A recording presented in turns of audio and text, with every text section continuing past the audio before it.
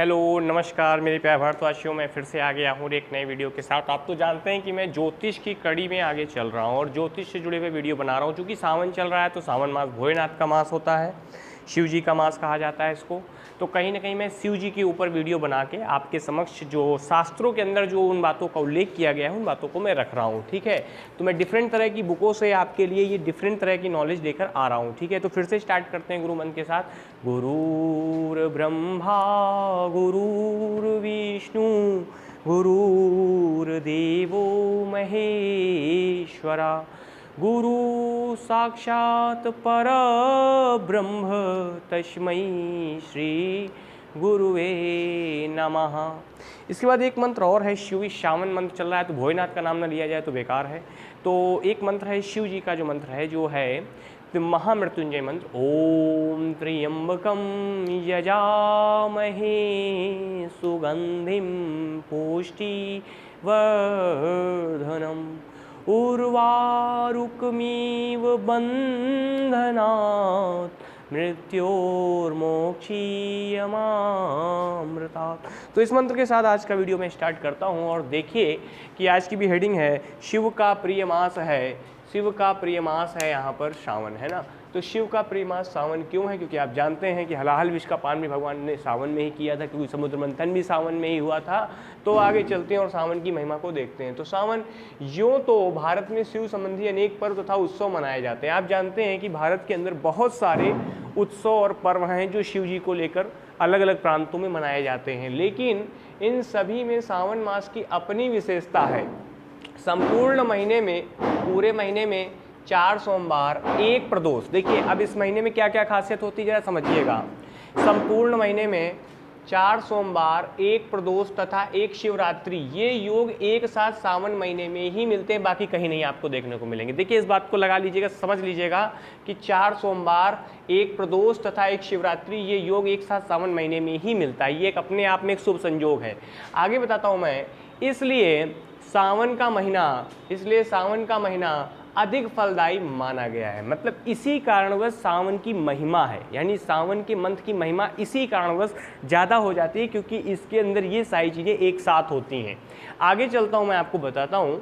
जिस तरह दिनों में शिव जी को सोमवार पसंद है, ध्यान रखिएगा, जिस तरह शिव जी को सोमवार का दिन पसंद है भोले बाबा को, उसी तरह से महीनों में सावन मास में वातावरण के अंदर जल तत्व की अधिकता रहती है। एक बात ध्यान रखिएगा, क्योंकि होता क्या है कि बारिश ज़्यादा होती है, नमी ज़्यादा होती है, वाटर जो है वो कहीं ना कहीं प्रकृति के अंदर सर्वत्र व्याप्त रहता है अधिकता में।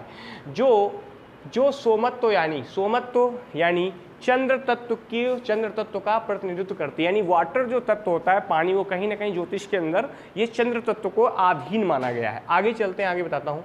मान्यता यह है कि सावन मास में सोमवार शिवोपासना में रत्नों से परिनिर्मित रत्नेश्वर आदि शिवलिंग की पूजा से अपार धन वैभव की प्राप्ति होती है। मतलब अगर आप रत्नेश्वर, एक रत्न होता है, रत्नेश्वर में शिवलिंग की पूजा अगर करते हैं, शिवलिंग की पूजा से अपार धन वैभव की प्राप्ति होती है। देखिए लिखा है शिवोपासना में रत्नों से परिनिर्मित रत्नेश्वर जिसको कहा जाता है, एक रत्नेश्वर होता है। आदि शिवलिंग की पूजा, जैसे रत्नेश्वर से बना हुआ जो शिवलिंग होता है उसकी पूजा से आपको अपार धन वैभव की प्राप्ति होती है। इनकी पूजा जिस रूप में की जाए, ध्यान रखिएगा, इनकी पूजा जिस रूप में की जाए वह मान्य और फलित है। मतलब जिस तरह से भी आप इनकी पूजा करेंगे भोलेनाथ को, सब लोग पूजते हैं। देखिए देवता भी हैं, गण भी हैं, राक्षस भी हैं, गंधर्व भी हैं, दानव भी हैं, मानव भी हैं, है ना। तो सब लोग कहीं ना कहीं इनको अपने अपने भाव से पूजते हैं और ये सब पर अपना खुश होकर अपना प्रभाव देते हैं, मतलब फल देते हैं, कहीं ना कहीं प्रसन्न होते हैं सबके ऊपर। सरलता की दृष्टि से केवल बेलपत्र, जल, अक्षत और मुख से बम बम की ध्वनि। देखिए ध्यान समझिएगा, अगर आपके पास कुछ भी नहीं है तो शिव मंदिर चले जाइए, बेलपत्र चढ़ा दीजिए, बेलपत्र आसानी से उपलब्ध हो जाता है। जल ले लीजिए, अक्षत यानी चावल, साबुत चावल ले लीजिए और मुख से सिर्फ बम बम बोलिए। बम बम लहरी जहाँ निकलेगा तहाँ भोले खुश होंगे। निकालने से भी आशुतोष शिव की पूजा की महिमा की जाए तो यह परिपूर्णता मानी जाती है। इस बात को समझिए, मतलब थोड़े में ही भोलेनाथ खुश हो जाते हैं। आशुतोष तुम अवघड़दानी आरती हरों दीन मम जानी। तो आगे देखिए मैं आपको बताता हूँ, इस माह में जो भी मन से जो सी मन से शिव भक्ति करता है उसे महादेव शिव की कृपा सहज प्राप्त हो जाती है। इसीलिए तो आशुतोष उदार शिरोमणि कहे जाते हैं, क्योंकि इस माह में जो थोड़ा सा भी उनके ऊपर ध्यान दे देता है, अगर कोई व्रत भी नहीं रहता है, खाली सिर्फ थोड़ा सा पूजा पाठ भी करता है, तो उस पर भी भोले अपनी कृपा दृष्टि जरूर डालते हैं। आगे मैं आपको लेके चलता हूँ कि इसका प्रभाव क्या है। देखिए हमारे यहाँ शास्त्रों में जो इसका प्रभाव दिया गया है वो मैं आपको बताने की कोशिश करूँगा। तो सावन के सोमवार का प्रभाव, कहते हैं कि प्रतिदिन पूजा न कर सके उन्हें सोमवार को शिव पूजा अवश्य करनी चाहिए। अगर कोई व्यक्ति प्रतिदिन पूजा नहीं कर सकता है तो सोमवार के दिन शिव जी की पूजा जरूर कर सकता है, उपासना जरूर कर सकता है।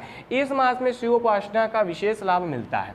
इस मास में लघु रुद्र, देखिए ध्यान दीजिएगा, लघु रुद्र, महारुद्र अथवा अतिरुद्र, ये 3 तरह के रुद्र अपने यहाँ उल्लेखित हैं शास्त्र के अंदर। ध्यान दीजिएगा, लघु रुद्र यानी छोटे रुद्र, महारुद्र यानी विशालकाय रुद्र अथवा अतिरुद्र जो पूरे को कवर करते हैं। पाठ कराने का भी विधान है, मतलब इनका पाठ किया जा सकता है, इनका पठन पाठन है शास्त्रों के अंदर, इनका शास्त्रानुसार एक पठन पाठन है इनका, लघु रुद्र, महारुद्र और अतिरुद्र का पाठ कराने का भी विधान है। अतः नियमित रूप से इस मास में पूजा विधि का पालन करना चाहिए। अगर आप इस मास में नियमित रूप से पूजा पाठ विधान से करते हैं तो कहीं ना कहीं बहुत ज़्यादा फल आपको मिलेगा। और तुलना में, है ना, सावन सोमवार व्रत में प्रातः गंगा स्नान अथवा किसी अन्य पवित्र नदी अथवा विधि पूर्वक घर पर ही स्नान, मतलब आप देखिए अगर गंगा स्नान कर सकते हैं तो बहुत बढ़िया, या कोई और रिवर मिल जाए, नदी मिल जाए तो वहाँ पर भी, क्योंकि नदियाँ सब पवित्र ही मानी गई हैं, और अगर नहीं भी कर सकते हैं तो विधि पूर्वक घर में भी आप कर सकते हैं। विधि पूर्वक घर में भी स्नान करके शिव मंदिर जाकर स्थापित शिवलिंग का या अपने घर पर पार्थिव मूर्ति बनाकर, अगर आप अगर जा सकते हैं मंदिर तो जरूर जाइए, बहुत सारे बुजुर्ग लोग होते हैं नहीं चल फिर पाते हैं, तो पार्थिव मूर्ति बनाकर यथाविधि से पूजन करना चाहिए। यथासंभव विद्वान ब्राह्मण से रुद्राभिषेक भी कराना चाहिए। देखिए इस चीज़ का भी उल्लेख है, सावन में बहुत गजब तरीके से रुद्राभिषेक होते हैं, कहीं ना कहीं भोलेनाथ की बम बम बोली जाती है, तो विद्वान ब्राह्मण से रुद्राभिषेक कराना चाहिए, है ना, क्योंकि मंत्र उच्चारण शुद्ध होना चाहिए, उसका प्रभाव तभी आपको मिलेगा चाहिए। तत्पश्चात इस व्रत में सावन महात्म्य और शिव पुराण की कथा, श्री शिव महापुराण, ध्यान दीजिएगा, शिव महापुराण की कथा सुनना बहुत जरूरी है, कि कथा सुननी चाहिए। इससे सारे पापों से मुक्ति मिलती है। विधि पूर्वक पूजन के पश्चात यथा योग्य ब्राह्मणों को, अब इसके बाद यथा योग्य जो ब्राह्मण आपको मिलते हैं, है ना, उनको भोजन कराना चाहिए, मतलब जितनी आपकी सावकाशी हो, जितना आप कर सकते हो उस हिसाब से उनको भोजन कराना चाहिए। इस तरह से शिव का यह व्रत सभी मन कामनाओं को पूरा करने वाला है। तो अगर आप इस शास्त्रानुसार बताई गई विधि के अनुसार अपने व्रत के प्रयोजन को कंप्लीट करते हैं यानी पूर्ण करते हैं तो कहीं ना कहीं उसका फल 100% मिलने की संभावना आपको मिलती है। आगे चलता हूँ, मैं आज आपके लिए एक नुस्खा लाया हूँ जो सावन से ही जुड़ा हुआ है। देखिएगा ये नुस्खा मुझे शास्त्रों में मिला है तो मैं आपको बताऊंगा।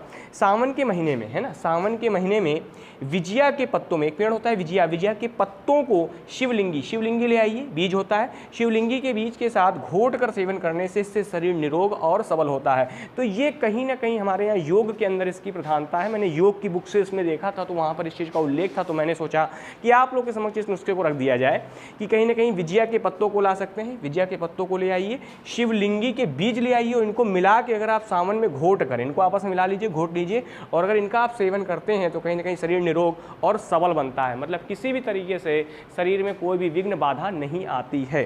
तो ये मैंने सावन के ऊपर, आज फिर से सावन का मंत्र चल रहा है तो कहीं ना कहीं शिव जी भोलेनाथ का नाम लेते हुए तो एक बढ़िया सा आपके सामने शास्त्रानुसार जो चीज़ें बताई गई थी वो मैंने आपके सामने रख दी है।